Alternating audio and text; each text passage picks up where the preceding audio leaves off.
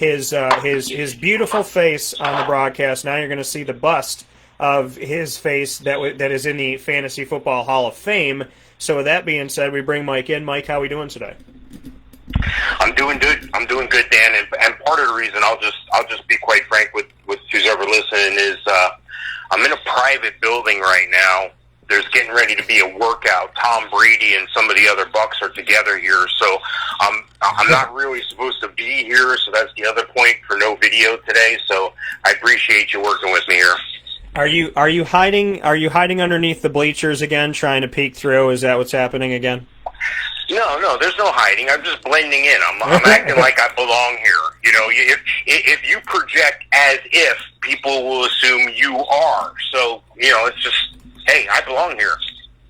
That's Mike Sofka hanging out with us this morning on Wake Up Call with Dan Tortora. I appreciate having Mike here on the broadcast as always, and always have a great time with Mr. Sofka as he is here with us to speak on the fantasy football rankings for the tight end position. And we will continue to put up, as I know a lot of people like them, we'll put up the GIFs of this, and we're going to go through back and forth. So, Mike, who is your number one tight end for the 2020-2021 fantasy football season?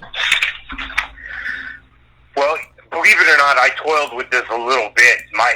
The top end here, the top three or so, I can almost interchange them at certain points or look at their schedule and see how things match up. But I'd be remiss. I would doubt myself if I didn't give the number one ranking to Travis Kelce. He's been a consistent performer near the top for the past several years.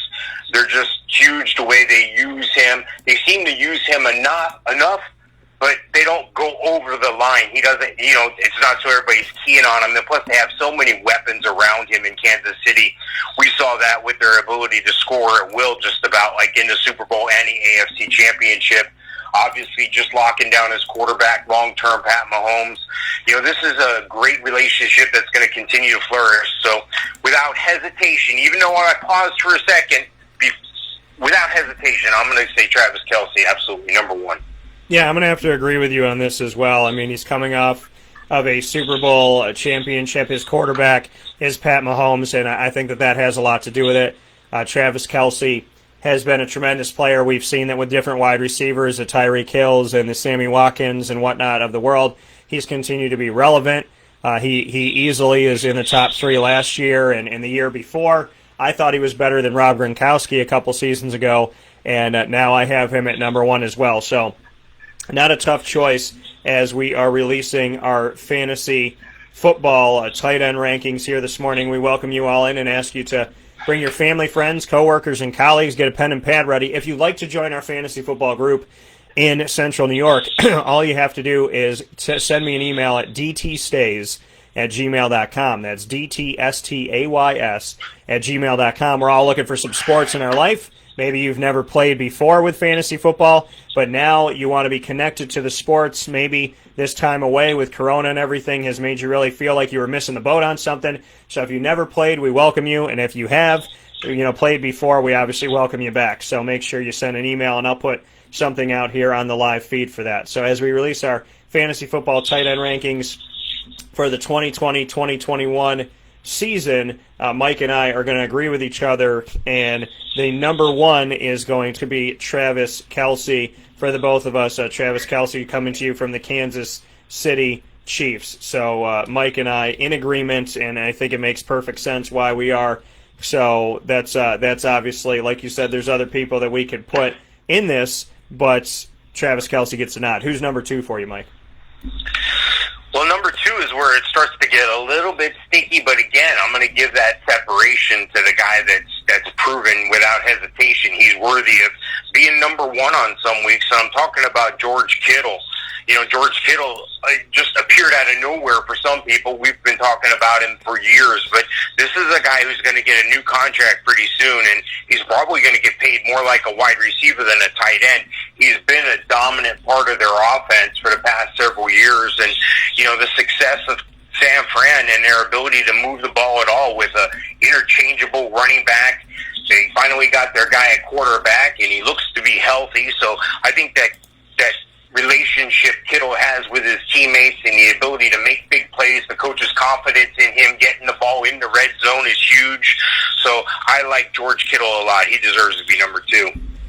Yeah, you just look back at the Super Bowl. The Super Bowl is the Niners against the Chiefs, and our top 2 here are are obviously the Niners and the Chiefs, and makes perfect sense. I mean, the guys that, and you don't always see this. I mean, sometimes, very rarely, do you see the best of the best when it comes to fantasy rankings face off in the Super Bowl against each other, believe it or not.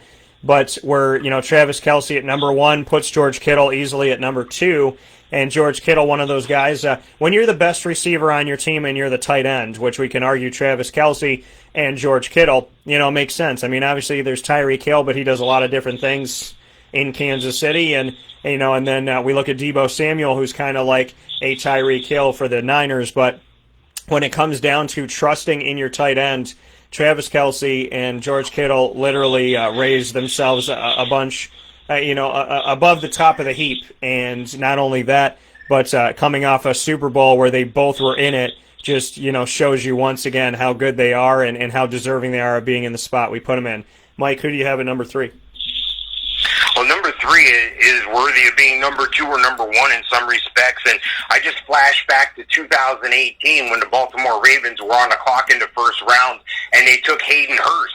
And then 3 rounds later, in round 4, they took Mark Andrews, and I was like, wow, I get it. I mean, it's part of my fantasy theory. You've heard me talk about it before. When you go to the well, you just don't take a sip. You take some with you. That's why you're going to the well, and that's what they did. And looking in hindsight, that was the smartest thing they did. Other teams have done this as well. I won't cloud it with that, but one that, resonates is the Kirk Cousins deal in Washington. Same thing happened. They took a quarterback in the first round. They took a quarterback in the 4th round. The 4th round guy in Cousins ended up being the starter there for a while. That's happened here in Baltimore with Mark Andrews. Mark Andrews out of Oklahoma, strong tight end, can block, but they don't use him to block. They use him to check that guy at the line. They use him in the red zone. They use him in tough situations over the middle. They'll even run tight end screens, which is amazing. So I like Mark Andrews. If you're in your draft and you're like, I hope I get Kelce. It's almost my pick. I hope I get Kelce. 3 picks till my pick, and then boom, Kelce goes. And then boom, the next guy goes, well, shoot, I better take Kittle. You can take Mark Andrews at nearly the same tier as a Kittle or a Kelce. So without a doubt, Mark Andrews is your guy at number 3. Yeah, and I'm going to agree with you on this as well. I know that we said last season going into it that it made sense to, tell people that the top 3 tight ends are Kittle, Kelce, and Ertz. But Zach Ertz, with what goes on in Philadelphia, their offense, their wide receiver woes that they've had, and the fact that, obviously they're bringing up Dallas Goedert, and he, eventually Ertz is going to have to pass the torch. Mark Andrews, to me, I was thinking about it, and it's, you trust your gut. And for me, you got to put him up here. And like Mike had said, you draft Hayden Hurst, and then you go back into the well and you draft Mark Andrews, and you ask yourself the question, why would they do that? And then you look at it and say, okay, Hayden Hurst is gone now. They've jettisoned him out of there, and now Mark Andrews is taking over. And Mark Andrews has done so well. And you look at it and you say, okay, well, he had a good week. Then he had another good week. Then he had another good week. And you keep looking at this thing and you're just like, geez, I mean, it was the consistency. It wasn't a fluke. It wasn't like he had a good couple weeks and somebody had him on their bench and was like, darn it, I should have played him. Mark Andrews was one of the most consistent tight ends last year. And if not for what George Kittle has had to do the last couple seasons and Travis Kelce has really done since he came to the Chiefs, Mark Andrews could be even higher on this list, and arguably maybe he will be someday. But I'm a big fan of what he's been able to do. And, you never know what you're going to get. You never know what tight end's going to work out. And obviously they weren't 100% sold on Hayden Hurst, or else they wouldn't have drafted Mark Andrews. And Mark Andrews is the one that ultimately took the job, as I believe Mike had said, when they were both drafted. And I think he's great to be in the top 3, and ousting Zach Ertz out of the top 3 is not an easy thing to do, but I agree with it, and I agree with the fact that if you get Mark Andrews and you missed on Kittle or Kelce, you got nothing to cry home about. Mike, who do you have for number 4? Well, it's funny you mentioned Zach Ertz, because that's who I'm bringing up next at number 4, and this is where there's a line in the sand. It's just before him. I don't think he's worthy of being in the same tier as Andrews, Kittle, or Kelce, and simply because he's had trouble staying healthy in years past, and that's why they picked up Dallas Goedert a few years ago, sniping him away from Dallas in the draft when they really didn't need a tight end because they had Ertz. But as you see, a lot of teams have adopted that multi-tight end. Teams are now carrying like 4 tight ends, which, they'll have the stereotypical blocking tight end. They'll have that pass-catching guy. Then they'll have those in-between guys who can do both. Well, Zach Ertz can do both. They like to use him in the red zone. Again, the only challenge is, am I going to get a full year out of him? Come week 13, when I need to win to get into the playoffs, can I count on Zach Ertz? In week 14 and 15, I'm in the playoffs. Can I count on Zach Ertz? So I think that helps Zach Ertz by having somebody there with him. It's going to affect his targets, yes, but in the same respect, the snap count might be the difference in keeping him healthy, and I like what they're doing just enough to keep him in the top 5. So number 4 is Zach Ertz. Yeah, I'm going to agree with you here because I still, looked at Zach Ertz and said it's so hard to keep him out of the top 3.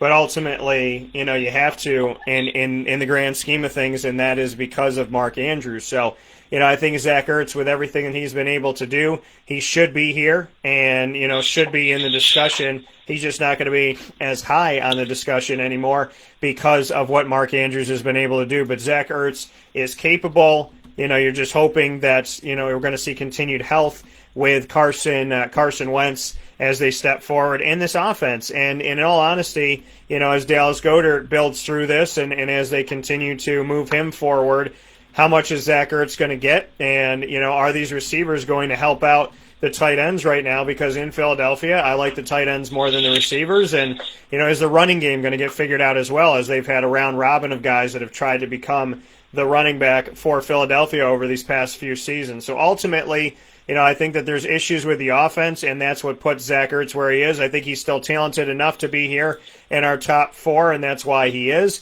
But at the same time, it's kind of like, show me something, and how much is he going to get used, and how much time will he be splitting, and how many red zone opportunities will he be splitting with Dallas Goedert, because you don't bring in a talent like that just to let him sit there and to watch. So ultimately, there's question marks, which is why he goes to number 4, but he's a talented guy, and he's somebody that we've been able to lean on and someone you usually don't want to play against. I don't think he's the same Zach Ertz as we have seen maybe in other seasons, but he still is talented enough to be in there. Who's number 5 for you, Mike? Yeah, this is a guy, and you mentioned it before, and I'll toot my own horn here again. We bring out some tight ends out of the ghost, out of the woodwork, people never heard of. Here's another guy that I'm not going to take credit for discovering this guy's talent, but as far as fantasy football players getting this guy on their roster, I'll take some credit there, and I'm talking about tight end Darren Waller from the Las Vegas Raiders. Yes, Darren Waller. If you don't know who he is by now, you're way behind because he burst on the scene for us last year. We talked about him before he was an item, and you can count on him getting the targets again. Listen to this. Going into last year, he was 27. He had just 18 career catches. So here's a guy that nobody sees coming, and boom, he has a fantastic year. He ends up being second amongst all the tight ends with 1,146 receiving yards. And people say, oh, they brought in Henry Ruggs and they brought in Jason Witten.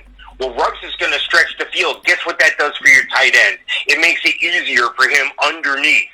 Guess what? They're going to run the ball. Guess what? That makes it better for your tight end to catch the passes. John Gruden's no idiot, okay? He saw what this guy can do. He exposed what this guy can do. That's my only concern this year with Darren Waller is other teams now have film on him. Other teams now know to look for him. But without a doubt in my mind, I think you can go Darren Waller number 5 this year. Yeah, Mike, and you and I are completely even with all of this, top 5 so far. Darren Waller, I had to put him ahead of some other names that have come out there. You did notice him on the scene before I heard anybody else talk about him. You knew what he was worth and what he could do.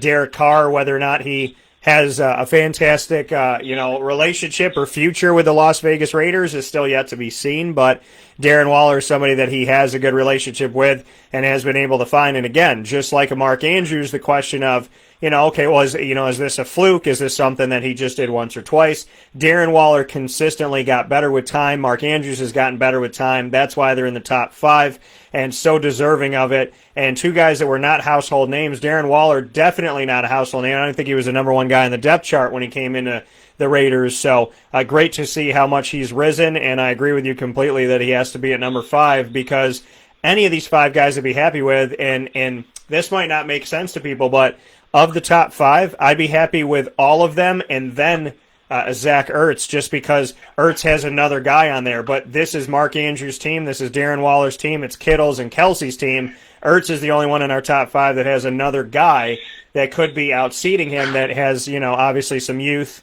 and whatnot. But these other gentlemen look like they're just getting started, especially a Mark Andrews and a Darren Waller, and Kelsey and Kittle have more experience under their belts, and I think they have more time on their hands to do some great things out there. Who makes number 6 for you in our fantasy tight end rankings, proudly presented by the Wildcat Sports Pub, 3680 Milton Avenue in Camillus, New York?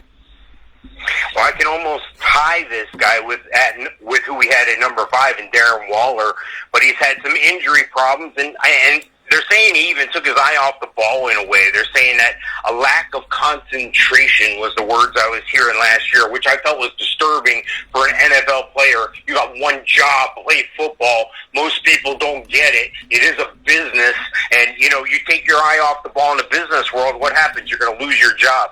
Luckily, and I know this is ironic, he got injured. And I think that gave him time to reflect and figure out, wow, this can all be taken away from me at a moment's notice. I can't take this for granted. And I have a lot of confidence in him as a receiver. I'm talking about Evan Ingram, the guy out of Ole Miss, the guy they spent the first-round pick at pick 23 a couple years ago to get. He, at times, has proven his worth. Again, just the challenge of staying on the field, staying healthy. I think he has that concentration back. I think he's got bright days ahead. I think he's got a lot of number 1 type upside. I think Daniel Jones and that Giant team are heading in the right direction. They have a great running game. So I think that's going to support Evan Ingram, and you can take him as a top 6. Yeah, you have Evan Ingram here, and that was a question that's I decided to myself, am I going to put him out there? But you brought up injury. You brought up somebody that, got hurt and had some time to sit back and reflect. And in that same situation, I bring up my number 6, who is Hunter Henry. Hunter Henry, also a guy that's been through injury, also who's had time to reflect, also who should be, somebody that should be maybe higher on this list, but is not higher on this list due to injury and lack of consistency, and also because the quarterback situation with the quarterback changing to Tyrod Taylor. Not that Tyrod Taylor isn't good at his job, not that Tyrod Taylor isn't capable. It's just having that quarterback change and what that is going to essentially do. So Hunter Henry, for me, is going to go at number 6, and he's going at number 6 because of the quarterback situation. I don't think we're going to see Justin Herbert anytime soon, honestly. But as of right now, as we look at the grand scheme of things, I think that, what puts him here for me is the injury and is the question mark at quarterback. But ultimately, Hunter Henry is a talent. He is a beast. He has the capability of being your top and consistent tight end that's out there on your roster. We just have to see him stay healthy, and we have to see Tyrod and Justin figure out how to get him the ball in this offense that now doesn't feature Melvin Gordon either. So that's those question marks put him a little bit lower here for me. However, I do like him, and I squeaked him right above Evan Ingram because I like Hunter Henry's. I think his talent's a little bit above Evan Ingram, but I'm a big fan of Evan as well, so I'm sure you could tell where I'm going from here. Who do you have for number 7, Mike?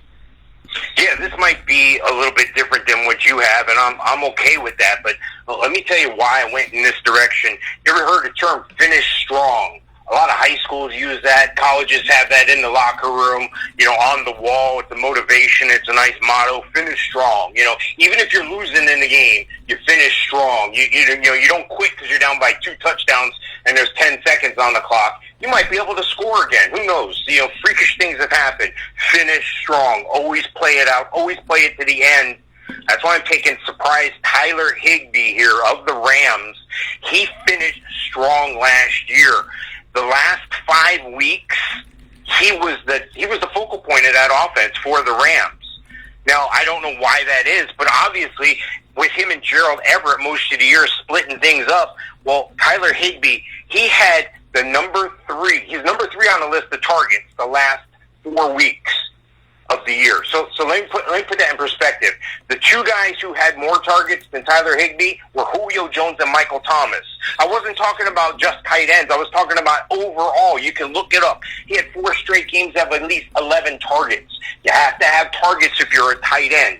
He has been converting those opportunities. That's why he's number 7 on my list. Tyler Higbee. Listen to me. I'm combining Gerald Everett and trying to make them both one player. Tyler Higbee, number 7. Yeah, Tyler Higbee, one of those guys that's obviously is coming up on this list, and someone that I've looked to as well. But as I had stated, the person that just squeaked by on number 6 for me with Hunter Henry, to put him there, the guy that he had just squeaked past was Evan Engram.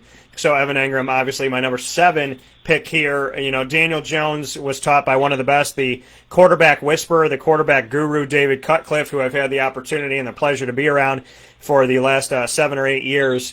And, somebody who taught Super Bowl champion Peyton Manning, Super Bowl champion Eli Manning, has sent countless players, quarterbacks to the NFL, and sent Daniel Jones in the top 4 just a couple seasons ago. So Evan Engram being there, if Evan Engram is healthy and we have a healthy Saquon Barkley and an offensive line that they spent a lot of time with in the draft to add to that, if that offensive line comes together, that youth comes together, and Daniel Jones does what I think he can do, Evan Engram's going to have himself a tremendous season, and he's got Saquon Barkley to help thank for that as well. So I like the talent, I like what he's doing, but the Giants have to get it together, and I think that just like in some of other instances I've spoken about, the best wide receiver option on some of these teams is their tight end, and I think in New York with the Giants, or East Rutherford, New Jersey, I should say, the best option is Evan Engram when it comes to receivers, so I'm putting him at number 7. Mike, who do you have at number 8?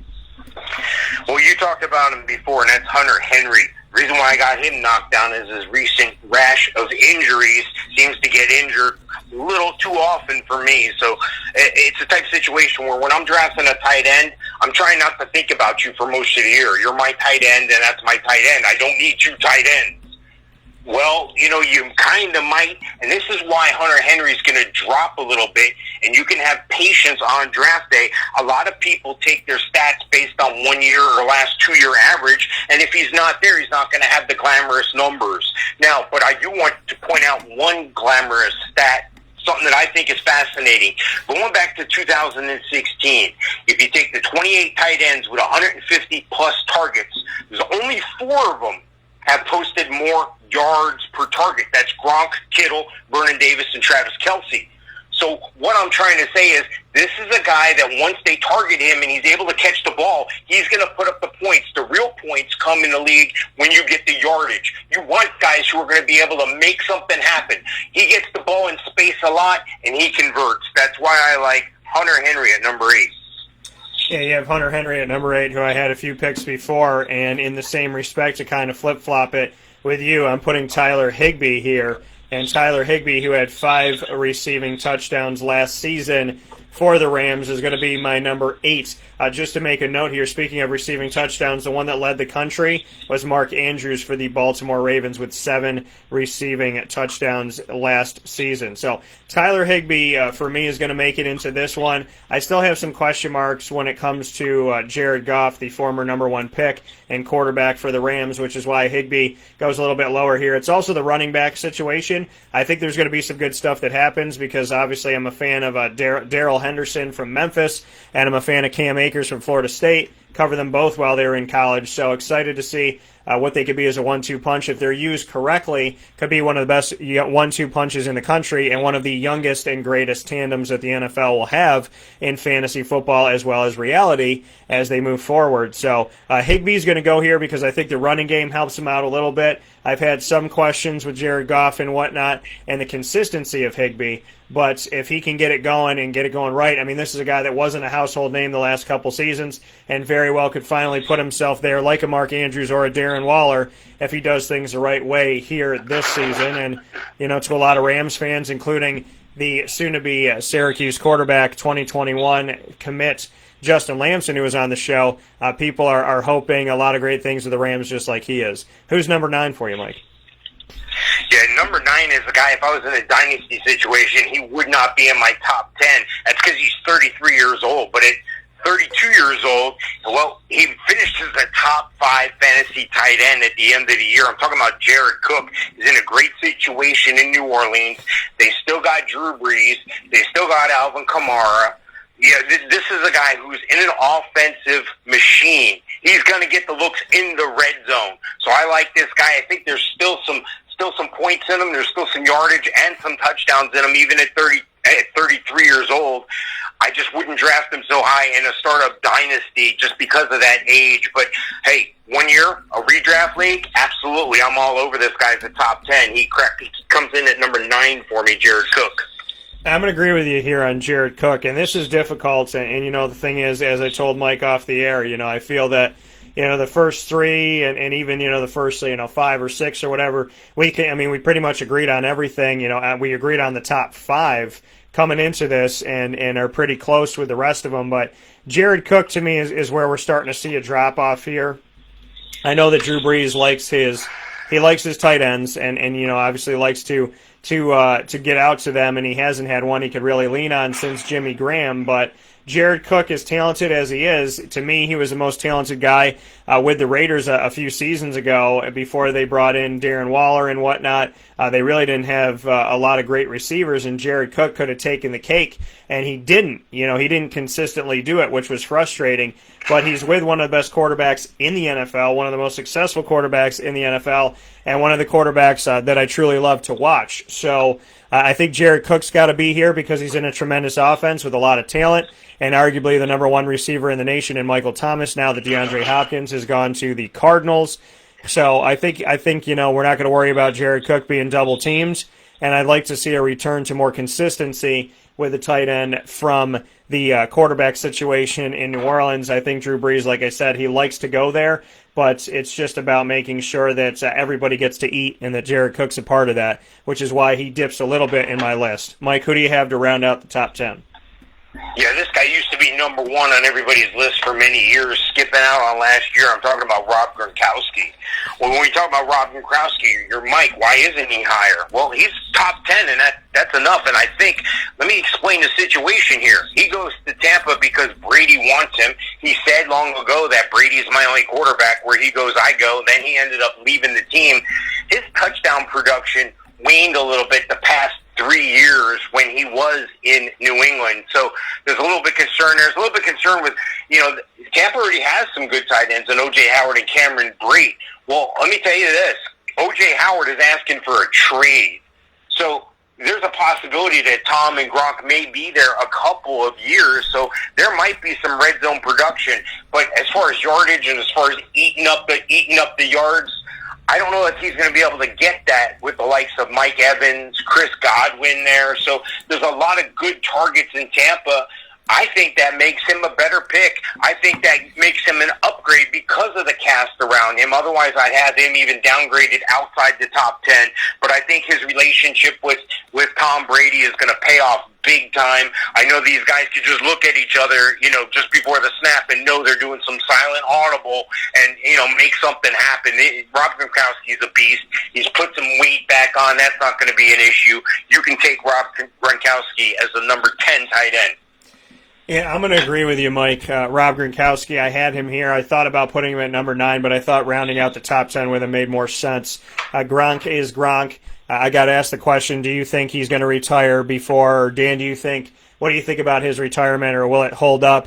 And I said, kind of just like Brett Favre and now, arguably Tom Brady as well. I don't think Rob Gronkowski is ever going to truly retire. I didn't buy into it last year, and now that he's in Tampa, he's going to be he loves being out there. He loves he loves the weather, being out on the boat. He loves the entertainment side of it. He's been on WWE and whatnot. So Gronk is ready to go. This is somebody who, like you said, Brady is his quarterback. He is an extremely talented player. He's going to be effective wherever he goes. He knows that. It's just the right situation and the right time for him. It's not whether or not he can do it. It's whether or not he will do it or wants to do it. And right now he still does. So Rob Gronkowski makes sense to round out the top 10. We will take a step aside for a fast break here on Wake Up Call with Dan Tortora, where sports truly meets life. And when we come back, Mike and I will continue the discussion of giving you our fantasy tight end rankings for the 2020-2021 season, live right here on Wake Up Call with Dan Tortora, proudly presented to you in the Fantasy Football Power Hour by the Wildcat Sports Pub, 3680 Milton Avenue in Camillus, New York. And, of course, we want to let you know to join our Winning Fantasy Football group. That is the Winning Fantasy Football group on Facebook. All you have to do is type in Winning Fantasy Football in your Facebook search bar, and you will find us there, and you will find us right after this fast break.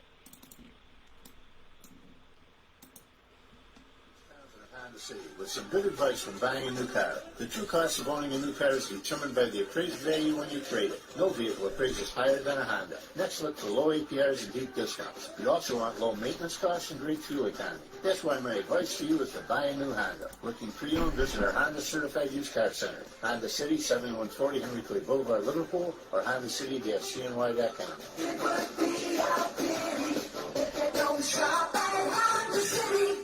This is Jim Sikowski, owner-operator of Chick-fil-A Cicero, 7916 Brewerton Road in Cicero, right in front of the Home Depot. I had a deep feeling that God wanted me to do something bigger with my life and to help people, help others. I kept putting Chick-fil-A in my life, and I realized as I was going through the franchise selection process that positively impacting the lives of others was really core to what we do here at Chick-fil-A. First of all, it starts with the food. The food is brought in fresh daily. We bring in local produce. We prepare it to order in the kitchen. We hand bread our chicken. We hand spin our milkshakes. It's great food. It doesn't taste like fast food. I think the second thing is the way people feel when they come in a Chick-fil-A restaurant. It's different. We try to treat people with intentional kindness here, which is very different and deeper than good customer service. And so I think it feels remarkable for most people to come in a Chick-fil-A restaurant. And then lastly, the impact that we try to have in the community is very different. It's a big part of the expectation of every operator of a Chick-fil-A restaurant is that they're actively engaged in their community, they're a leader in the community, and they're making a difference. When they realize that what we're striving to do is to shine a little light in their life, that's a very, very different experience than you will have in any other quick service restaurant. And it's that remarkable experience that I think people will emotionally connect with.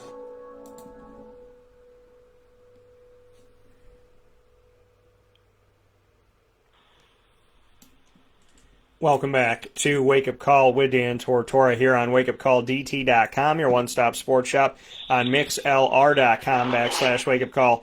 DT, and of course on Facebook Live as you're watching right here on facebook.com/live-now-DT. So watching and listening, we thank you so much for being a part of it. Every Wednesday we bring you the Fantasy Football Power Hour, proudly presented by the Wildcat Sports Pub, 3680 Milton Avenue in Camillus, New York. We gave you our quarterback, our running back, and our wide receiver fantasy rankings of the 2020-2021 season to get you more than prepared earlier than we've ever done it to give you our rankings. And so we did our top 32 for quarterbacks, top 30 for running backs, top 30 for wide receivers. And now we have our tight end discussion that's going on. You see all the logos here, and you see Mike Sofka's wonderful bust of his face in the Fantasy Football Hall of Fame. That thing is peering through my soul right now, and I feel like Mike has a camera in this thing that's just constantly looking into my studio, and that's okay. I feel safe. But with that being said, we've done our top 10. Mike and I agreed on almost every single one. Rob Gronkowski did make it. He made it into the top 10 at 10. Very well could go above that, and I expect him to, and I anticipate him to continue to wow everybody as Tampa Bay has become a competitor right now with Tom Brady coming into town.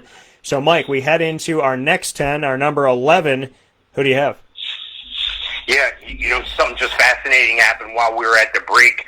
As I told you before, I'm at this undisclosed location in Tampa, and we just talked about him. We just talked about Gronk. He was within arm's reach of me, walked right by me, and I couldn't be fanboy at that time. I couldn't go, oh, can you get on here and talk to Dan? I couldn't do all that because I'm not supposed to be here, but it was fascinating to see Gronk. He definitely has put some pounds back on, so it's refreshing to see, when you're talking about somebody, and then boom, you see him. Isn't that crazy? I mean, you know what? He must have got chills or something. He must have known we were talking about.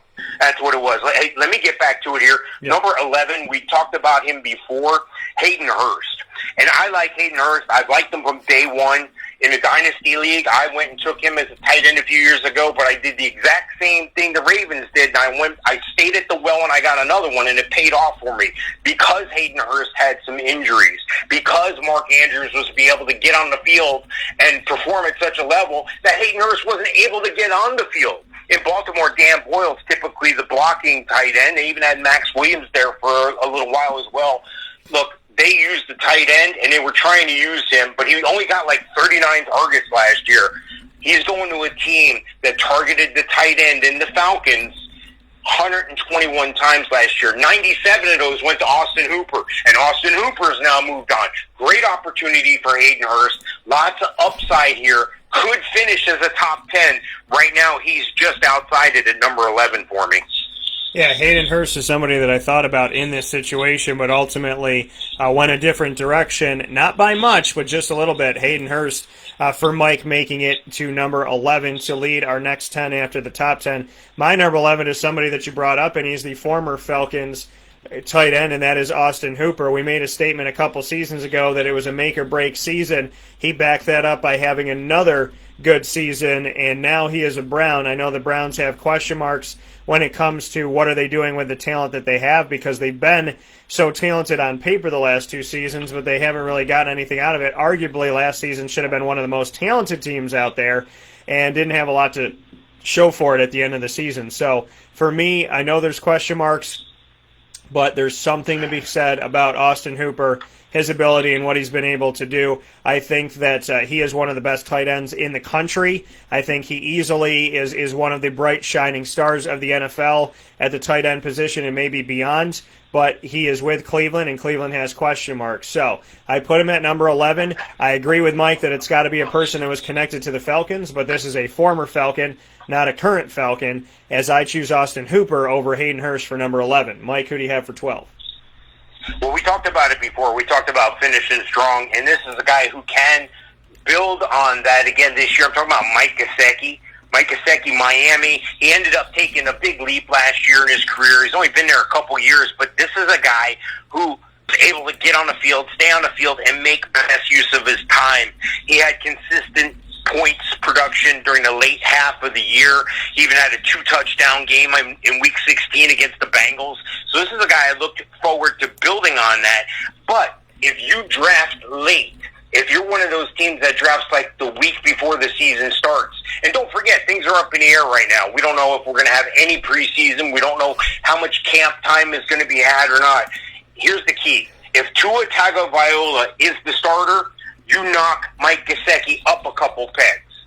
If they go another direction, let's say they say, well, no, he's just not ready, we're going to go with Ryan Fitzpatrick, you knock Gesicki down a couple pegs, because I think Fitzpatrick likes to throw the ball deeper, and I think it's a totally different game plan versus Tua being in there. So if Tua is your quarterback, you definitely stay with Mike Gesicki, have an upside to finish top 10. Right now he's number 12 on my ranking. Yeah, Mike Gesicki, like you said, I think with Tua Tagovailoa, puts him in a great position to be successful and to be one of those guys that can rise up the charts here, as Tua will be a rookie and Mike Gesicki very early on in his NFL career. So a lot of good could come from all of this, but ultimately, for me, I'm going with the guy that you just spoke about, and that is a Mr. Hayden Hurst. I'm going to go with him in on this side of things, and like I said, I chose the former Falcon over the current Falcon, as Hayden Hurst left the Ravens for the Falcons, and then Austin Hooper left the Falcons for the Browns. I think that they're very close here to me as far as my rankings go. I would prefer to have Austin Hooper just a dash above Hayden Hurst, but he is on a team with Matt Ryan and Julio Jones, and a team that does like to air it out and utilize their tight ends, so I think he's going to be okay. So I put him at number 12 for me, just one step after Mike had put him. Mike, who do you have for lucky number 13? Well, lucky number 13, I'm going to have a guy I think is going to find some luck. Look, this is a guy everybody thought was one of the top tight ends coming into the draft a year ago. Well, Detroit bought in. They took him with the number 8 pick. I'm talking about T.J. Hawkinson. T.J. Hawkinson has some upside. He started the year last year. He looked great in week 1. I think he had like 130 yards, 6 catches, something preposterous like that for a rookie. Well, that was it. He kind of fluttered after that. you couldn't count on the guy. It was like, is this guy going to show up at all for me? I can't have those kind of guys. If I'm drafting you as my number one tight end, you're my number one tight end. I don't want to think about you. I don't want to have a problem later on in the year. Now, this is a risk factor here. He's not quite healthy yet from an injury he had last Thanksgiving, the knee injury. He was still on a scooter in June. But I'm confident there's enough time, and I'm confident the game will have slowed down for him, and I'm confident he's going to appear on the bubble here of being a top 10 or a tight end 1 for you. I'm going to take him at number 13, T.J. Hockenson. Yeah, T.J. Hockenson supposed to come in with a bunch of talent, high drafted tight end last season by the Lions. Was supposed to be an immediate impact, and we didn't see that immediate impact. And so that's, again, the Lions, another team that has a bunch of talent, definitely has a bunch of running backs, and has done that over time here, has carried, at least 3 or 4 running backs, but now has, I think, good workhorses, young workhorses that they can utilize here in Detroit, which hopefully will help out people in the passing game and help out somebody like a T.J. Hockenson. I like him, but I can't put him here for me. I'm putting Mike Gesicki, who Mike just had, at number 12. I'm putting Mike Gesicki here at number 13 for me, and that has to do with Tua. I think that, the offense of Miami has a lot of youth and an opportunity to finally find some success, but I think that, it has to come with Tua being under center for Mike Gesicki to get this. I really do see a bright future for him with Tua. So I'll put him at number 13 for me, but it's hard for me to put Mike any higher. And like I said, after we got out of the conversation of the top 10, it really starts to drop off for me once we start getting into 13 and beyond. And because there are more question marks here than answers, and that's where I sit at. So as we continue to float from here, Mike and I might agree, we may not, but I'm sure that these names are going to be kind of interchangeable over the next few. Mike, who do you have for number 14? Yeah, we talked about him a little bit before with his partner across the field from him and Zach Ertz. I'm talking about Dallas Goedert. Dallas Goedert would be a top 5 tight end if not for Zach Ertz. Well, I say that, but then you question, which came first, chicken or the egg? Now, would Dallas Goedert have gotten the opportunities he gets because so much attention is being placed on Zach Ertz? He's a touchdown magnet. He finished 5 touchdowns last year, but don't forget, he's sharing the ball a lot, and they did bolster that wide receiving corps with Jalen Reagor this year as a top wide receiver pick for them. So I think that there's plenty of opportunity. If you're in a touchdown-only league, I'm okay with Dallas Goedert being your tight end. But as far as yardage and as far as being a Pac-Man on the dots, no, he's not that guy, but you're going to get some good production out of him. And, again, maybe Zach Ertz gets hurt, and maybe this increases the targets for Dallas Goedert. But right now, I can say you can take him, at number 14, no problem. Yeah, it's like either Mike and I are completely snake eyes on this thing, or we're just one step off of each other on this one when it comes to some of the players that we are choosing in this. And for me, with Dallas, it's the same type of feel to it. I didn't have him quite here, but I am going to put T.J. Hockenson here. T.J. Hockenson, for me, has to be put in this position because of the fact that for me, he's just a step above when it comes to, before I put a second Eagle, I have to put my first Lion, and that is T.J. Hockenson is going to make this spot for me. I think that, his upside, obviously last season he was a rookie, so we've barely seen what he can do, but I would like to think Matt Patricia's got his back against the wall right now. He's going to have to answer a lot of questions in order just to keep his job. And so TJ Hockenson, why did you draft him so high? That question has to be answered. I think TJ might have a couple seasons to prove it, but I don't know if his head coach, Matt Patricia, has a couple seasons to try and prove it. So, Hawkinson's definitely got to show up. He's got one of the best quarterbacks in the nation, and I think that, Matt Stafford gets overlooked because the Lions as a team have not been as successful. And you just kind of imagine, what if there was a team with Calvin Johnson, Matt Stafford, and Barry Sanders in the world? What would that have done in the NFL? Could we finally see the Lions win? But T.J. Hockenson, I'm going to put him here. I would draft him, personally, when I looked at this and said, okay, if I got pick number 14, am I taking, I don't have a tight end yet, am I taking, and when I say pick number 14, I mean if all 13 tight ends that I had on my list are gone and I want to take a tight end now, do I take Hockenson or Dallas Goedert? And ultimately, T.J. Hockenson is the one that I, gut feeling would go with. So that's the man I'm leaning on here, even though I think Dallas is good. I couldn't put a second Eagle before I put my first Lion, like I said. Mike, who do you have for number 15? Well, this will be an interesting year. This tight end could make or break this quarterback. Unfortunately, his quarterback has had different head coaches, different GMs, different offensive coordinators ever since he's been going back to college, just about every year. So it's somewhat of a challenge for Baker Mayfield. I'm talking about Austin Hooper. Austin Hooper brought in from free agency because they were, quite frankly, disappointed in David Njoku last year. And I don't blame him. I held David Njoku in a dynasty league, and that's it. I can't count on this guy for anything from here on out. Now that they brought in Hooper, now reason why I said that he could make or break Baker Mayfield because of those changes. There's always been an excuse. Last year, Baker Mayfield dropped off a bit. Well, they were trying to keep him in the pocket. Baker Mayfield is like a Patrick Mahomes type. You're not afraid. As a matter of fact, you prefer that guy to be on the move. Just like a Deshaun Watson as well. He's got the weapons around him, and I think that makes the tight end position that much stronger. If Austin Hooper can do what Austin Hooper did in Atlanta, well, Cleveland's going to look like a bunch of rock stars for making this pick, even though they got Nick Chubb, Kareem Hunt, Odell Beckham Jr., Jarvis Landry. That's no problem. If they can figure out a way to make Austin Hooper just be the regular Austin Hooper, he doesn't have to do anything over the top. He'll finish as the top 5 tight end. I like Austin Hooper. New team, new situation, new relationship to build is the only reason why he's downgraded at this point. But right now, he's number 15 for me.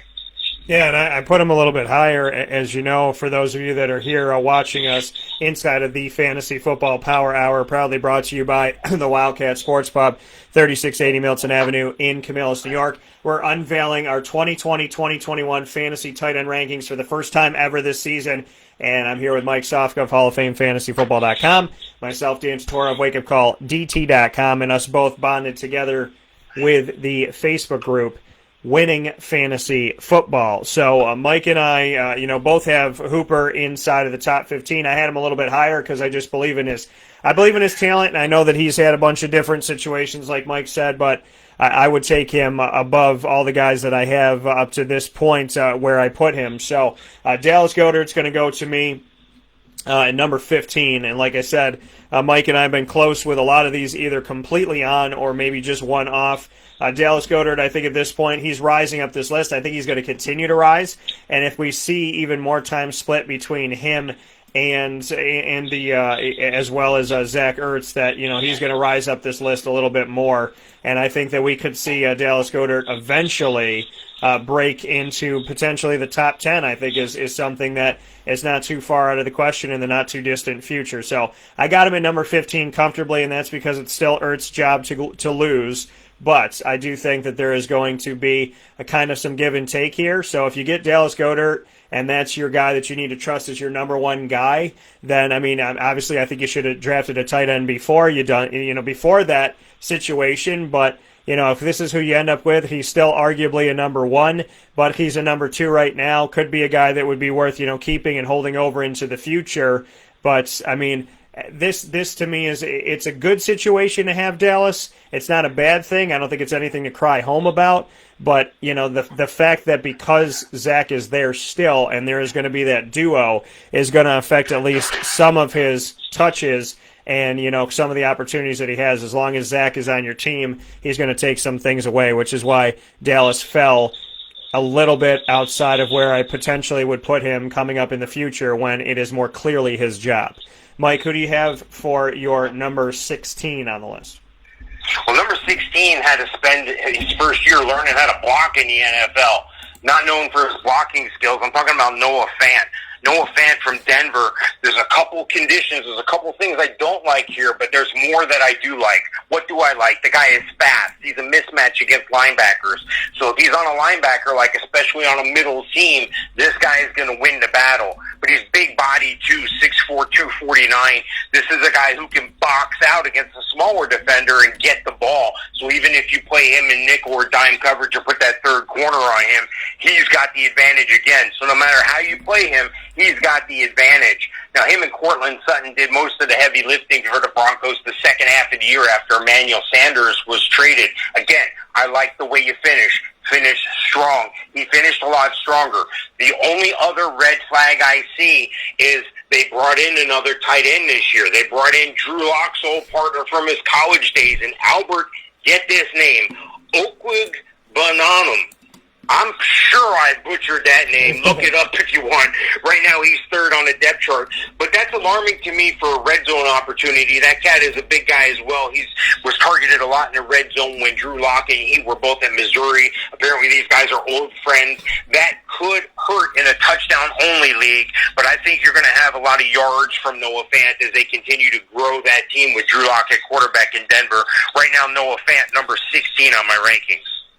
Yeah, and like you said, bringing in somebody that knows the quarterback well could be an issue for Noah Fant. At the same time, I think the quarterback situation with Drew Lock, Drew's got a lot of weapons, but he's got to be able to get the ball out to him. This is a big season for Drew to prove himself after being a rookie last year.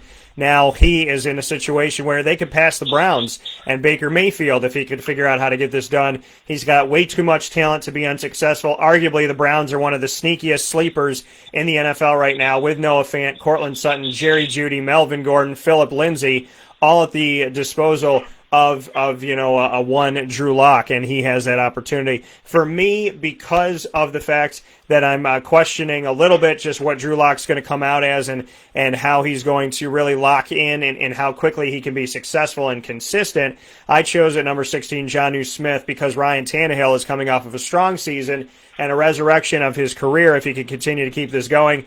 Jonnu Smith has passed Delanie Walker.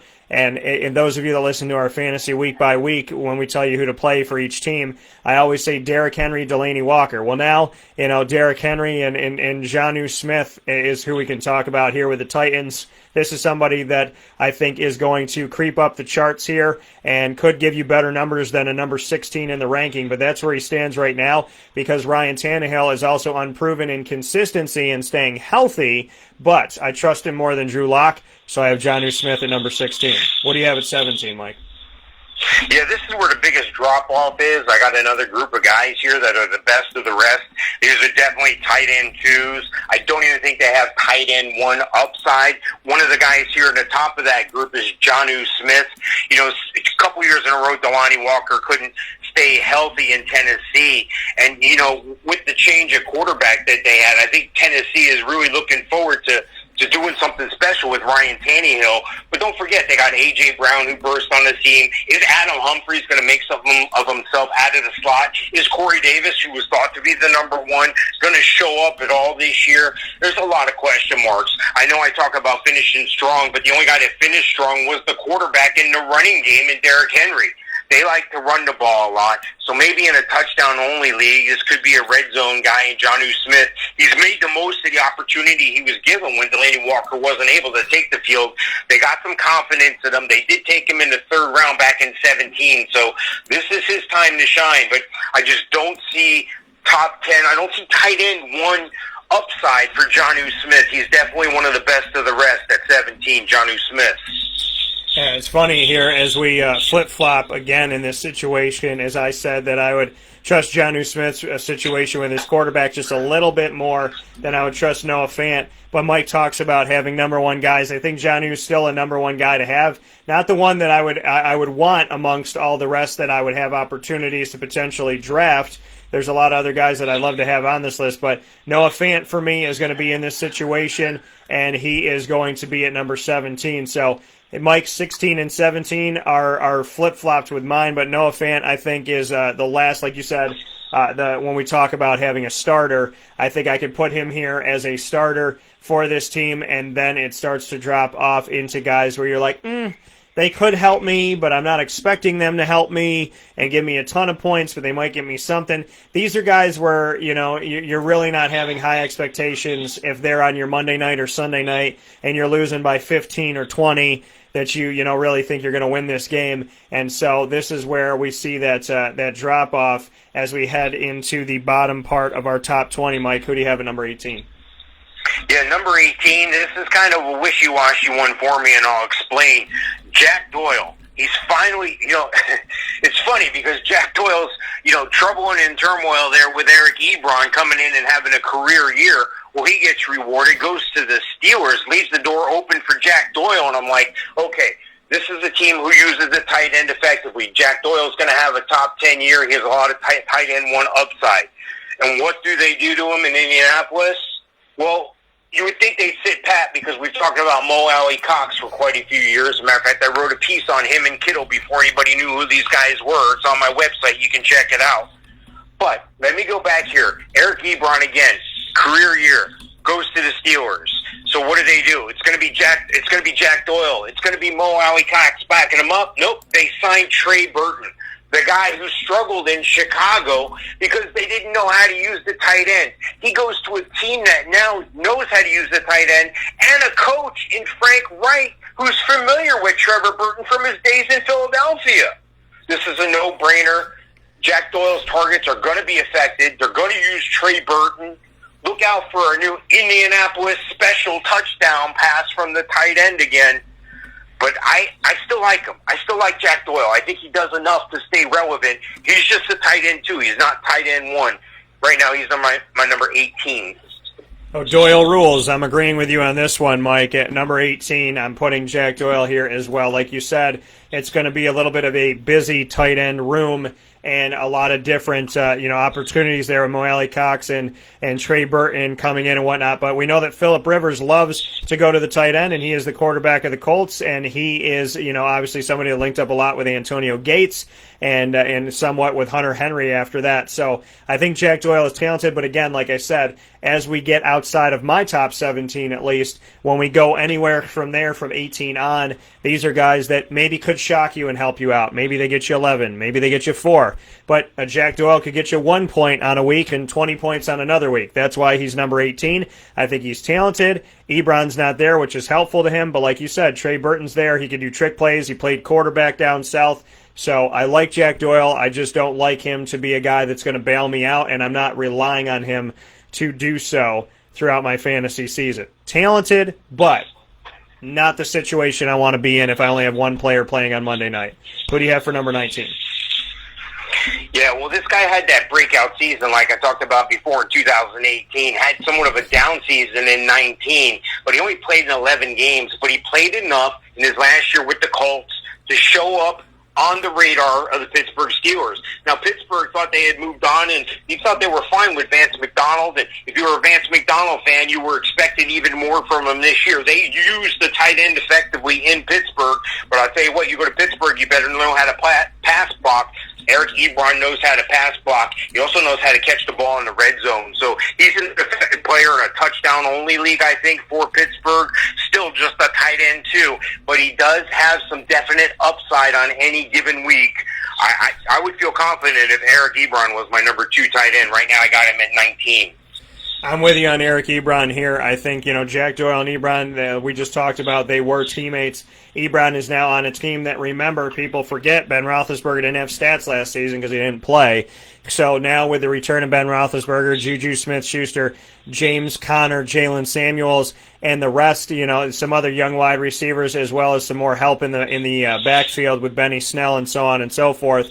This is a good team, and I think Eric Ebron, who we've seen in a few different places, could very well. I thought, he resurrected his career, really started his career, didn't do anything in Detroit. It just didn't work out. He goes to the Colts, he goes to another blue, and it ends up working out a little bit better. They let him go. They lean on Jack Doyle, and he ends up in a better quarterback situation with more talent around him. So I think Eric Ebron could essentially have his best season and could shock a bunch of people here. I don't think he's a tight end one. I agree with you, Mike. But I also think he could be a relative steal if you're able to get him as your second guy because he's the number 1 option in Pittsburgh. Who do you have to round out the top 20? I I think this will shock some people here at this point. I'm going to go with Blake Jarwin for the Dallas Cowboys. Now, you're going to say why they brought Jason Witten back, and he didn't do much, but he's no longer there. He's in Oakland now. But you look at the situation, and you're like, well, wait a second. They were able to get CeeDee Lamb. They had Gallup and Cooper. They got Zeke. There's only one football. How many touches? This guy's going to get his share of touches. You know why? They put a vote of confidence in him, and they signed him to a new 4-year, $22 million contract. If that doesn't show confidence in you as a player, I don't know what does. Now, he's got to go out and perform to a certain level. He's got to get a certain uptick in his production. They're going to try to force that ball to him in the red zone especially. They're going to try to justify the money they spent on him and make sure he gets his targets, and that's going to happen underneath because everybody's going to be so focused on Gallup, Cooper, Lamb, and his Zeke coming out the backfield. They're going to forget about this guy, and oh yeah, Blake Jarwin can block. He's one of the best blocking tight ends in the year. He can stay on the field the entire time. He doesn't have to come off in sub packages. This is a guy I like a lot because of that. He's the guy. He's the guy. He's the option at tight end for the team. Number 20 on my list, Blake Jarwin. I don't really, this list, it has some names that people know, but I really just stare at this list like I don't like it. I just don't. I don't. There's a lot of things I'm like, I don't know. And this was a very hard 20 for me to give, and this may shock some people as well, because he kind of left in the middle of the night. It felt like right around Corona time, just kind of snuck away from his old team and went on to a new team. But he's got one of the best quarterbacks and one of the most highest paid players in the NFL right now, and that is a man that they call Greg Olsen, has headed off and jettisoned himself out of the situation in Carolina where he no longer was going to have his head coach in Ron Rivera, no longer going to have his quarterback in Cam Newton, and ends up with Russell Wilson. So I am going with him because I like the quarterback situation and I like the talent of Greg Olsen. He's gone through injuries, and I think that has essentially, potentially, given him some more years onto his career because he wasn't out there these last couple seasons consistently. I know we need to see better from him,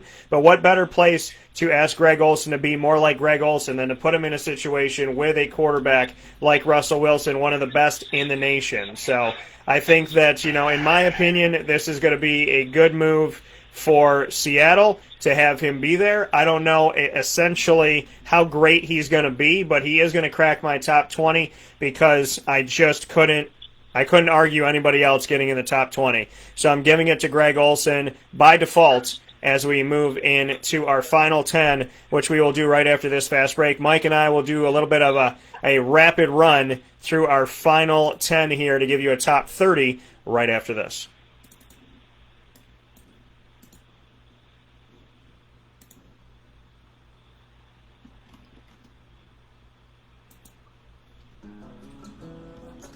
Charney's Men's Clothing is your one-stop shop for your men's dress-up and dress-down wear. Located on 3150 Erie Boulevard East in Syracuse, Charney's Men's Clothing is proud to be your trusted name for decades in suits, sport coats, tuxedos, and all accessories. Charney's Men's Clothing also provides sports and leisure-themed casual wear for the everyday man. Stop in and see our welcome and friendly staff on 3150 Erie Boulevard East in Syracuse.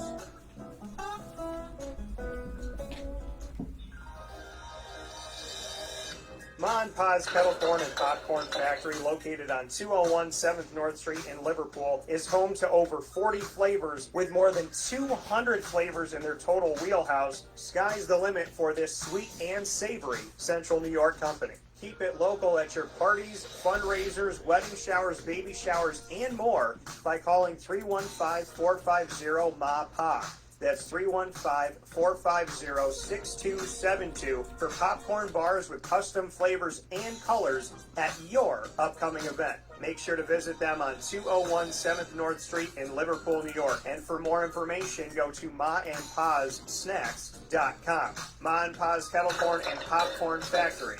How corny are you? The Millhouse Market, located on 3790 New York 13 in Pulaski, New York, is worth the drive every time. Make sure you download their app by going to the Google Play or Apple App Store on any of your devices. You will get their entire menu of homemade items right there for you at your fingertips, and contactless pay, so you don't have to worry about dealing with handing your card to anybody and having to clean it off and whatnot. Contactless pay, you can tip right there on the app and drive right up to their pickup window and grab your food and go without having to get out of the car. They've made it easy for you during coronavirus time, and once we get past coronavirus, and folks, we will still have that drive-up window and that easy, accessible app and contactless pay, thanks to the Millhouse Market, whose flavors and recipes and everything they put together are unlike any other place. That's why they are truly worth the drive every time. So hop on the highway or go down the road, wherever you're from. Go to 3790 New York 13 in Pulaski, New York, and make sure that you treat your taste buds today. With that being said, we're back here inside of the Fantasy Football Power Hour, proudly presented by the Wildcat Sports Pub, 3680 Milton Avenue in Camillus, New York. And Mike and I are unveiling for the first time ever our 2020-2021 Fantasy Football Tight End Rankings. We've gone through the top 10 and the next 10. Top 20 are done. We have the final 10 that we will give you in our top 30. We're going to run through it pretty rapidly here, so I will hand it off to Mike for my favorite number, which is number 21. Yeah, number 21 is the guy that I hope has a good year. His team has a history of using the tight end effectively, but now there's a new sheriff in town, Joe Brady, the guy who's going to be calling the plays for the Panthers. There's a new quarterback in town, Teddy Bridgewater. Teddy Bridgewater is an okay quarterback. I think he has a lot of upside, and I think Ian Thomas, the tight end, has a lot of upside. Had to play second fiddle to Greg Olsen, but Greg Olsen was frequently injured with that foot injury, and, quite frankly, that's why I still downgrade Olsen today, but, Ian Thomas, I think, is finally going to have the opportunity he needs. He could see a jump in fantasy value as the year continues. There's a chance this guy doesn't get drafted in your fantasy league. Look at his production in preseason. If we have one, look at his production in the first couple of games. He may be the tight end, too, that you need to fill your bye week. I like Ian Thomas for his upside alone. Ian Thomas, number 21. Yeah, this one is tough for me because, again, like I said, it kind of gets slim pickings, and if for some reason you forgot about your tight end and you get to this point, you might be scratching your head more than you want to tell everybody, and you may have to have a better poker face.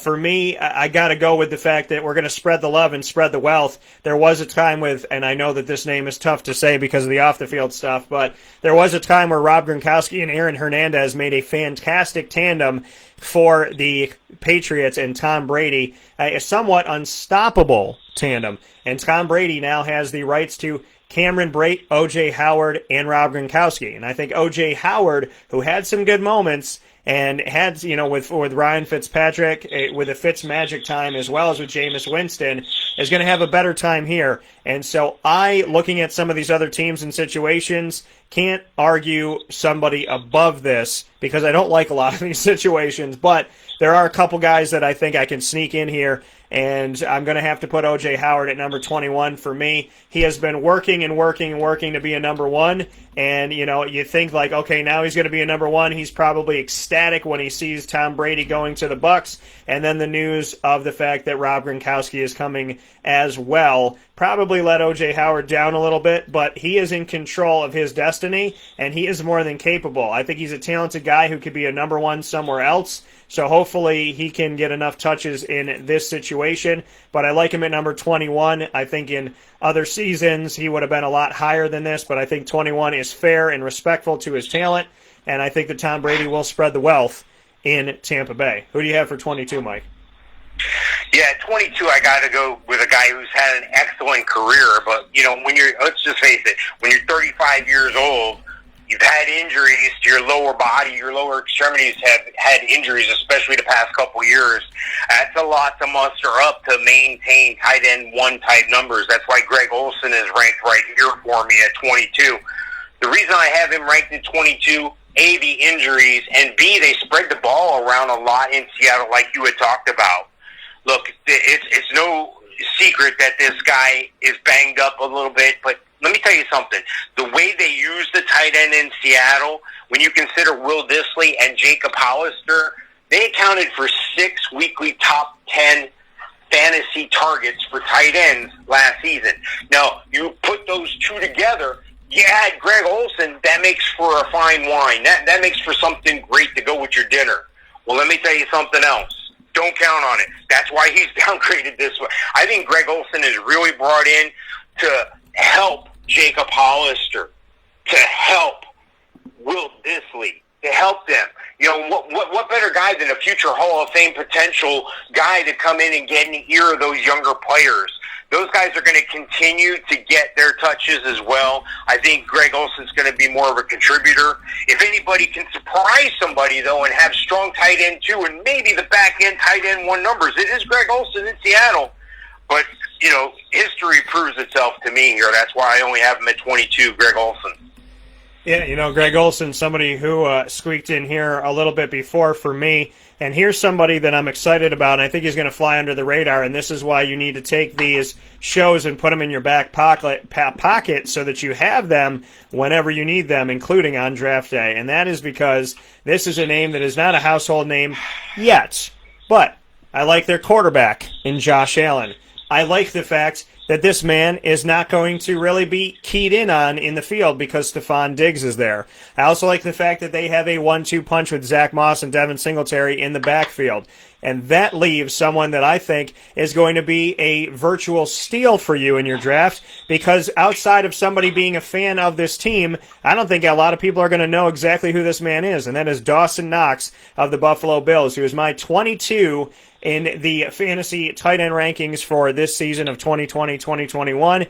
I have Dawson Knox at number 22 because I think this Buffalo team is going to be talented. They are going to have a lot of different weapons, which is going to leave Dawson open in the middle of the field. We know Josh Allen can air it out. I think he's a good quarterback. I think his upside is still yet to be seen. So Dawson Knox makes the list because he's one of those sneaky guys that you're going to remember, potentially like a Darren Waller, of going, oh yeah, I listened to Wake Up Call and the guys were talking about him and he helped me win my fantasy league. Who do you have for number 23, Mike? Yeah, number 23, I'm going to go with Irv Smith. And let me just say this. Him and Kyle Rudolph make for a great tandem. You know, this is his second year. They took him in round 2. Kyle Rudolph was wondering if he was going to be around much longer. They restructured his contract. They're going with that 2 tight end system that a lot of teams are trying to do. But Irv Smith, he comes from fine cloth. This is a guy who has a history. He played for Alabama, national champions. This is a guy who is used to winning. Some adjustment period in the NFL. When you're in college, especially when you're at an SEC school, you're expected to perform at a certain level, which is just under the professional level. So he's seen this high level of performance around him. He's faced high-level players in college, but in the NFL, if you don't have the blocking schemes down, well, you're not going to get on the field very much, especially as a tight end. They do utilize a 2 tight end set. I do like Kirk Cousins there. I think they cannibalize each other in Smith and Rudolph, and that's part of the reason both of these guys are way down on the list. If one gets hurt, jump on the other one. Chances are they may still be on the waiver wire. But right now I've got Irv Smith.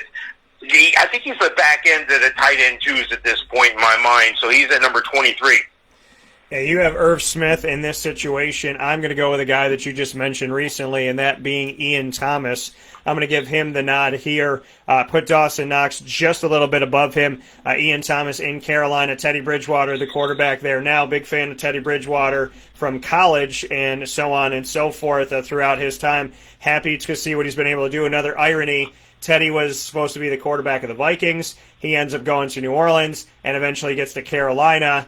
And we see the fact that Irv Smith is a Viking, so just kind of funny how these all attach to each other in some fun way here this morning. But I'm going to go with Ian Thomas, and now that Greg Olsen is gone, it is Ian Thomas's team. This is a guy that you would like to think you could put at number 1, but you have to think about it. Who was the guy that loved to throw to the tight end? Well, that was Cam Newton, and Cam Newton's no longer there. Who was running the offense? Oh, well, that was Ron Rivera. Ron Rivera is no longer there. So now we have Ian Thomas in this situation, and I think that, you know, he could definitely ship up to be one of the better tight ends that's on the back end of our rankings here. But as of right now, I comfortably put him at number 23 just to see how Teddy Bridgewater and Matt Rule run this new Panthers team. Who do you have at number 24, Mike? Well, he comes from Miami, and Miami has a history of producing top tight ends all the way back to Jeremy Shockey, if you remember that name, a flash from the past, Greg Olson, Chris Herndon. And last year was supposed to be a breakout year for him, even though he had the first 4 games, he had to serve a suspension. But then he got hurt immediately when he came back, and that really hurt him and the New York Jets. Ryan Griffin produced some good numbers, but I like Herndon better than Ryan Griffin. The challenge is the quarterback had a disappointing year, and Sam Darnold as well. So I'm just not sure which direction they're going to go. Things look positive. The players around him look like they have upside, but they're not exactly household names in Crowder, Perryman, Mims, Doxson. Le'Veon Bell has been down. They bring in Frank Gore at 155 years old. They did draft the running back I like in LaMichael Perine, but it all rests on the quarterback. You would think the tight end would be his best friend, but that's not the way the Jets have been running that offense. So, I mean, Chris Herndon has a lot of upside, but he's the best of the rest at this point. He's the top of the list as far as the journeyman tight ends go. These guys probably shouldn't be rostered in your redraft week, but maybe can help you in a stopgap emergency on a bye week. I got Chris Herndon at 24.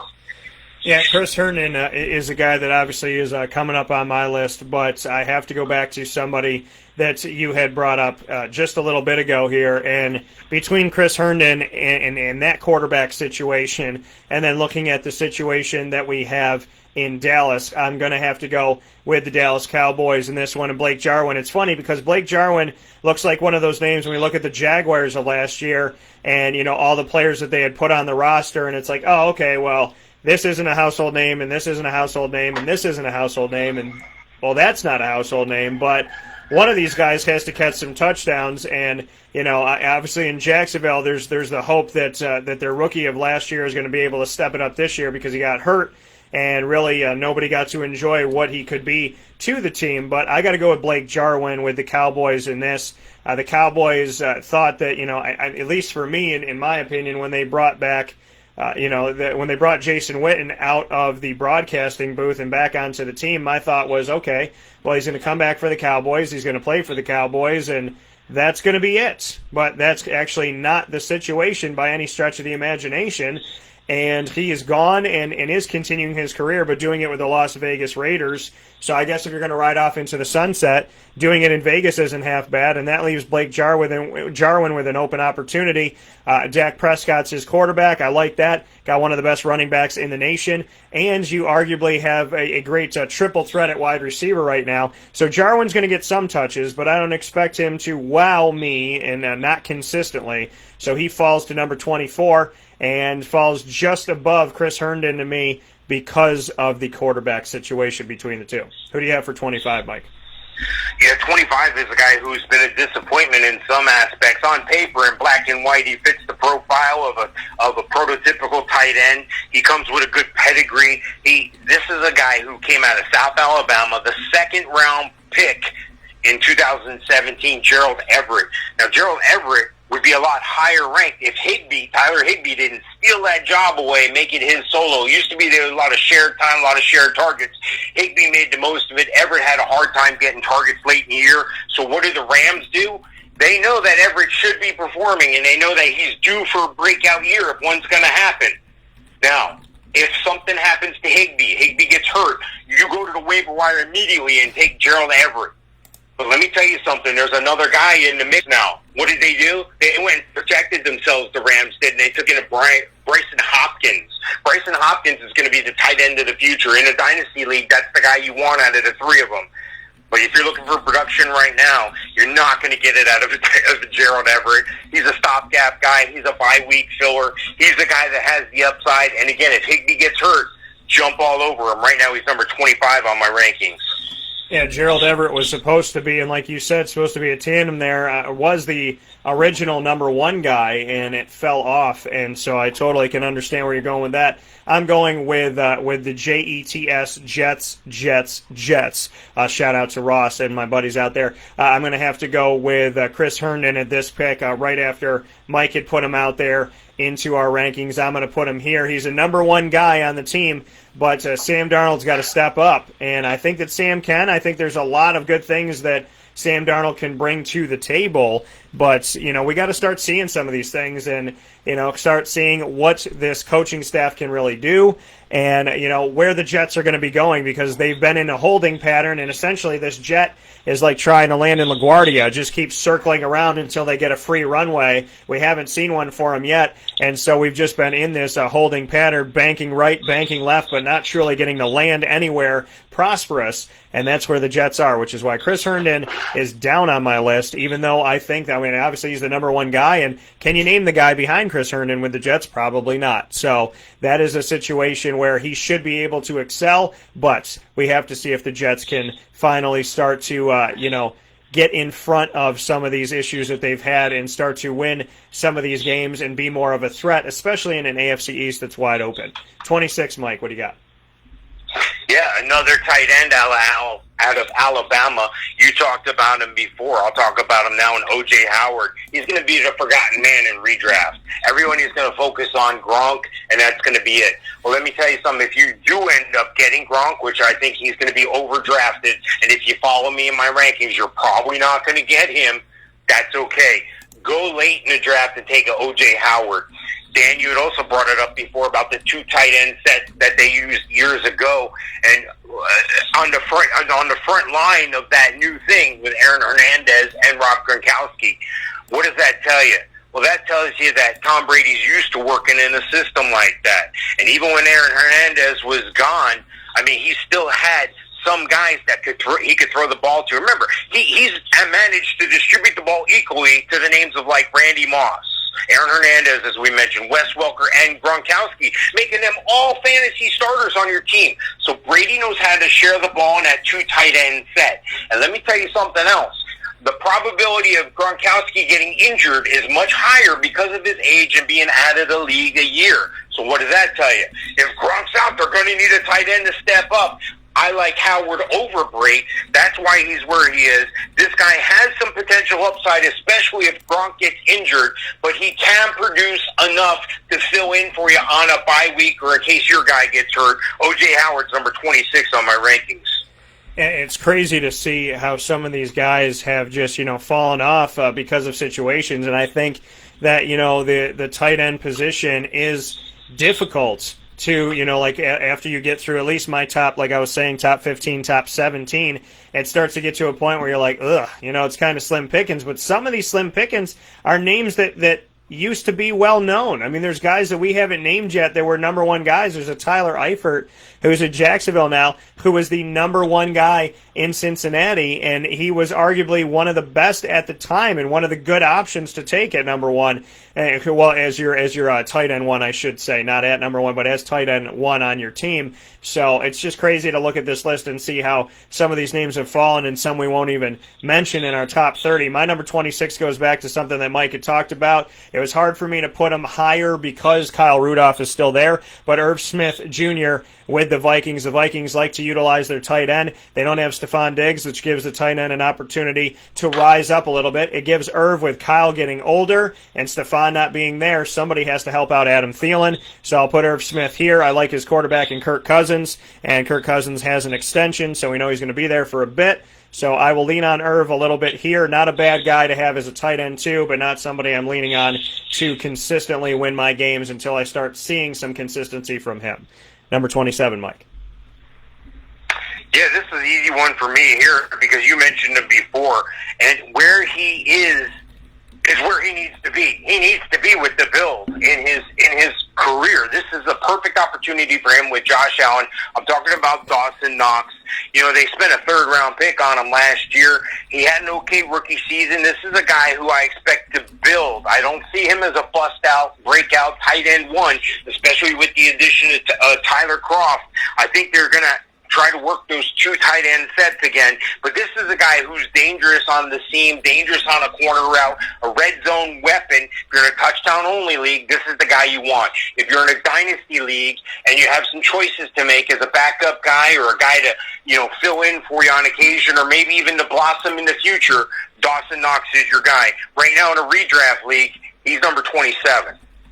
Yeah, for me, as I had Dawson Knox a little bit above here, this one is, again, gets increasingly difficult to try and figure out who I want to go with at this point. But I'm going to go with Jace Sternberger with the Green Bay Packers because he has Aaron Rodgers, one of the best quarterbacks in the country, and a guy who does go to his tight end. And so Jace Sternberger is going to make my list here because of the quarterback situation, because he is the number one guy in the depth chart. But don't expect him to do anything too crazy. Just expect him to potentially be one of those sleeper guys for you. And as we go down the tight end list, he's got a good situation, and now it's just about finishing that situation. Jimmy Graham didn't do a lot of great things when he was there, but hopefully Jace Sternberger can give some help to Aaron Rodgers. We know that Brett Favre leaned on the tight end, and we know that Aaron Rodgers could go out there as well. And as they try to figure out who their guys are, remember this. You don't have to be a household name. Allen Lazard was a practice squad member of the Jacksonville Jaguars, and Aaron Rodgers liked him, liked what he was doing, and after calling out other wide receivers on the team, ended up saying, Lazard's a guy that I like, and he was number, 5 on the depth chart, and then all of a sudden he rose, after hearing that from Aaron Rodgers, rose to number 2. So I think when you look at a situation like this with Jace, if he can get in the good graces of one Aaron Rodgers, he'll be in good shape, and this could be a guy that could help you as one of those sleeper players that could maybe help you for 2 or 3 weeks this season, which may be all you need to get to where you need to go. Number 28, Mike. You just mentioned him, Jay Sternberger. Let me tell you, this is a big body guy, 6'4", 250. He played more like a wide receiver in college at Texas A&M, and look for that to continue here. You were dead on. They didn't use Jimmy Graham to full effect last year. They have Mercedes Lewis. They bring in another rookie and Josiah Deguara. I don't see any of those guys threatening Sternberger's snaps. What I do see is him becoming valuable as a receiving target on the team because they are thin at wide receiver, like you had talked about with Allen Lazard. Devontae Adams is going to get all the wide receiver looks he wants. But after that, there's somewhat of a blurry pecking order. Jay Sternberger can take advantage of that, especially in the red zone, use the big body effectively in the end zone as well. Look, I like him a lot. I think he has the most upside of anybody that I've ranked relative to his ranking position. Right now at number 28 on my list, Jay Sternberger. Yeah, so Jay Sternberger, we got him in almost the same spot here. From here with me, it gets really, really dicey on who the heck I want to put in here. Some of the names that are left on the list as I look at number 28, for me, I look at the Kyle Rudolphs, and I just mentioned Irv Smith. Some other guys that are out there, Gerald Everett that Mike had mentioned. Jimmy Graham is in Chicago now. Will Dissly in Seattle with Greg Olsen.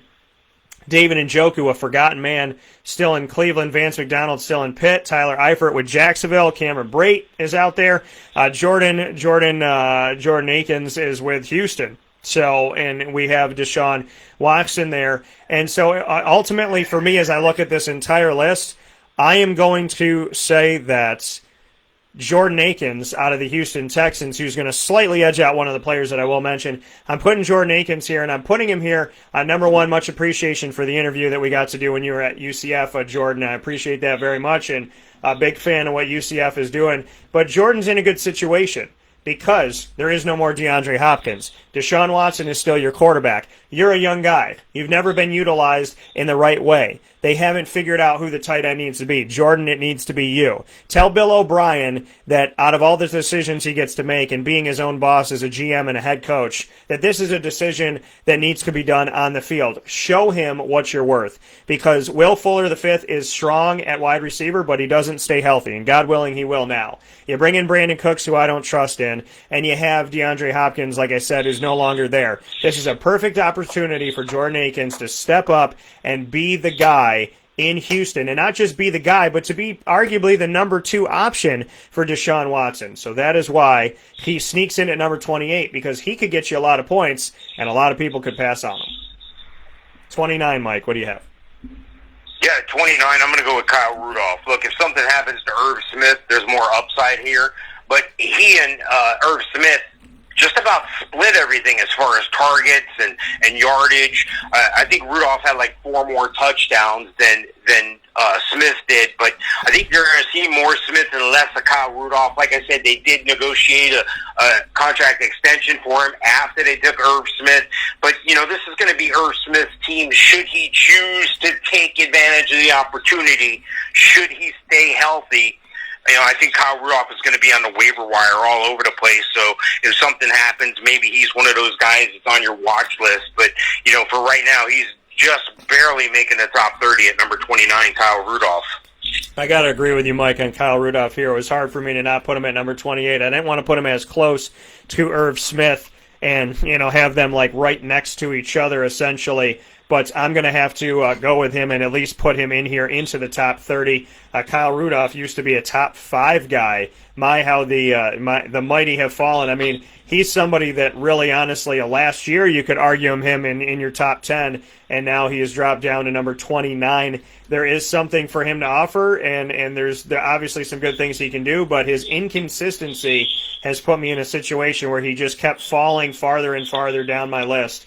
So he goes to 29, and I will agree with you on Kyle Rudolph. Who do you have to round out your top 30 fantasy rankings for the tight end position for this upcoming 2020-2021 season?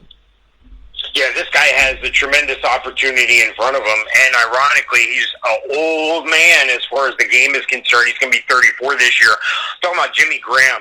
Now, the Bears haven't effectively used a tight end in years. Trey Burton no longer there, so what do? They bring in Jimmy Graham, but they draft the guy. They draft their tight end of the future, and Cole Kmet. Cole Kmet is going to be the guy you're going to want in dynasty leagues, but Jimmy Graham is there to help groom Cole Kmet. I think he's there to be the sideline guy, to be the coach on the field with him all the time. I think that's used a lot more in the NFL than we realize if you really look at certain situations and dynamics. Jimmy Graham's best days are long past him. He does come from Miami. They seem to produce some tight ends there, but at the same time, his better years have been in the past. Not so much because of health issues, just from usage, poundage. The guy's an old guy. He can block. He can get in the ear of a Cole Kmet and help that guy's career blossom. I think maybe for the next year, if 2 years, Jimmy Graham would be able to be a prominent fixture in the Chicago Bears offense, but that's not going to be enough to warrant him as a tight end one. He's probably going to be on the waiver wire, or somebody who's not educated may draft him and strike gold, luckily. Hey, even fools find gold every once in a while. But right now, Jimmy Graham is number 30. Yeah, my final to top out my 30 here is somebody who is reconnecting with a coach that used to work with him, a coach that wants to air it out. And so that situation for me is going to go to Tyler Eifert, who is heading to the Jacksonville Jaguars. I have belief in Gardner Minshew. I've had belief in Gardner Minshew for a long time. And so, I mean, it's a guy that was at ECU when I was covering ECU, and then he moved forward and went on to a situation that he had where he had a lot of success in Washington State. So, I think ultimately, as we go into this new season, it's got to work for Jacksonville. They can't afford for it not to work by any stretch of the imagination. So I will go with the Tyler Eifert situation in Jacksonville and give him a nod here, as I think that they do have other capable tight ends and guys that don't get a lot of respect, and guys that I've had the opportunity of covering.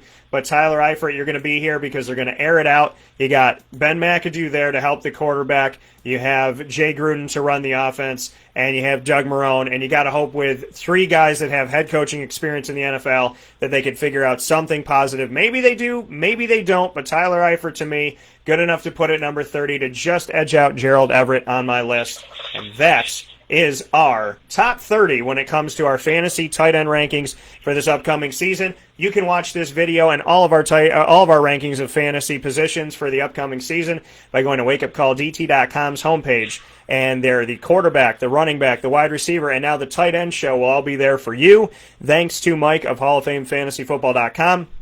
And obviously, you have me here, Dan Stacora of WakeUpCallDT.com, hanging out with you, and both of us together in winning fantasy football. Join that group for free on Facebook today. Mike, as always, inside of the Fantasy Football Power Hours, proudly brought to you by the Wildcat Sports Pub. on 3680 Milton Avenue in Camillus, New York. I appreciate your time and appreciate everything that you bring to the table as always throughout the years. Look forward to seeing you soon, drafting with you soon, and thank you for your expertise in this top 30 ranking of the tight ends for this season. Thank you, Dan. I look forward to seeing you next time. All right, take care. That coming from Mike Sofka once again here on Wake Up Call with Dan Tortora, hanging out with you inside of our beautiful Charney's Menswear and Tuxedo studios. And that is today's show, folks. So we gave you our top 30 when it comes to ranking the tight ends inside of the NFL. And thank you so much for this upcoming season, all the great stuff that is to come. I want to thank my first hour guest in Trayvon Trejo for being a part of the show, former Syracuse defensive end. And I want to thank Mike Sofka once again of Hall of Fame FantasyFootball.com for ranking the tight ends with me this season for fantasy football. Can't wait to get into that. Make sure you watch our videos. So much information, and we make it really easy for you. Sometimes Mike and I agree, sometimes we don't, which is great for you to have two options, including your own thoughts and feelings as you go into your fantasy football drafts coming up this summer and into September. So, with that being said, thank you to my guest again, Trayvon Trejo, as well as Mike Sofka.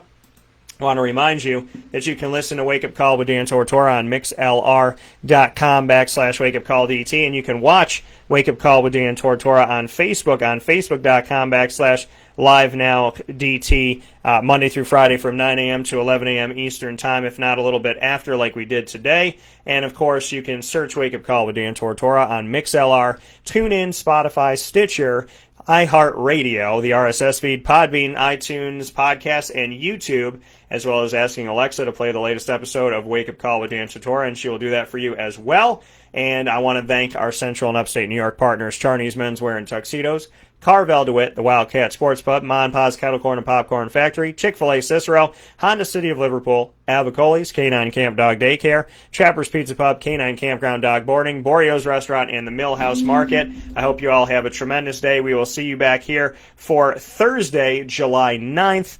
And in the meantime, make sure you join us on Facebook at Wake Up Call DT, Twitter at Call DT, and Instagram at WakeUpCall_DT, and of course all the time, and as well as watching our fantasy football videos back on WakeUpCallDT.com and learning more about our Central New York partners by going to the Central New York tab on WakeUpCallDT.com or clicking any of their logos on the homepage, which will bring you right to their products and services. God bless. No stress. Do your best. And I look forward to talking with you all soon. All right, be good. And remember, happiness comes from within.